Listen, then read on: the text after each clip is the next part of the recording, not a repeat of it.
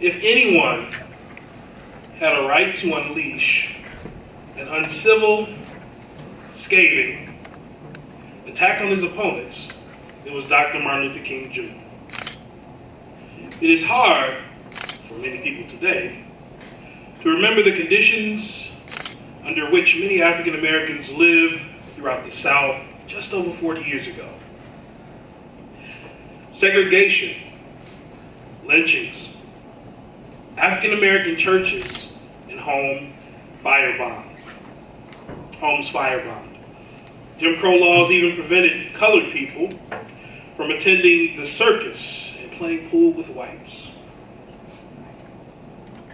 Yet civil rights leaders painfully, persistently, and peacefully protest the injustice of segregation.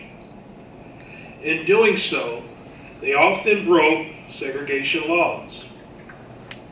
All too often, protesters reaped the reward of fire hoses, police dogs, and incarceration.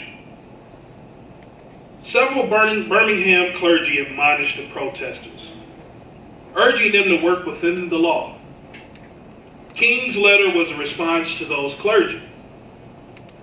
Put yourself in his place. Who would not be furious, even enraged by the statement of those ministers?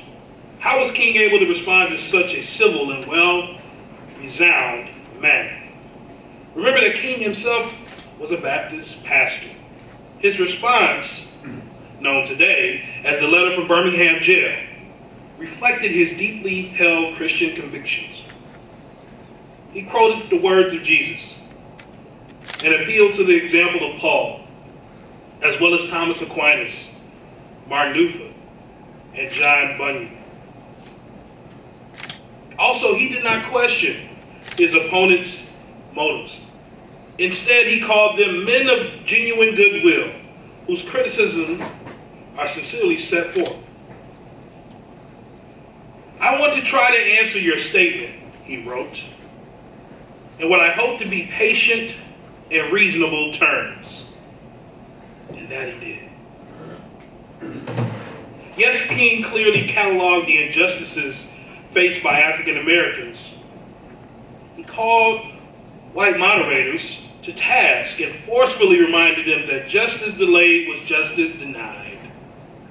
And most famously, citing Augustine, he claimed that an unjust law is no law at all.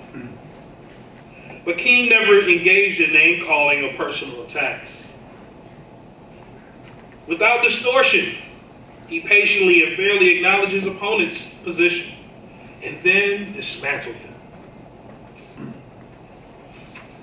King had reason, justice, facts, and conviction on his side, as well as the gospel. He did not need vitriol, and he did not employ it. Our country is grappling with many high stakes, emotionally charged issues. We should defend our positions vigorously and with conviction, but with civility. This is what our nation more than ever needs, the spirit contained in King's letter from Birmingham jail. Thank you.